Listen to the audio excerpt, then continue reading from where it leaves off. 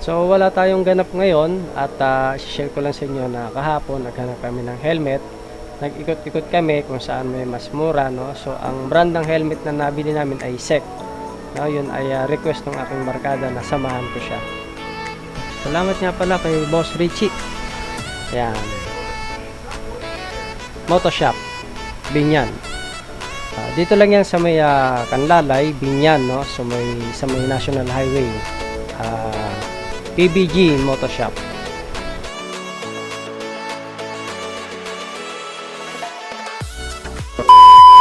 Mega love shoutout muna kay kapatid na Kojak Lacotsero at kay Auto Blip Motovlog and kay Vlog ni Dansoy.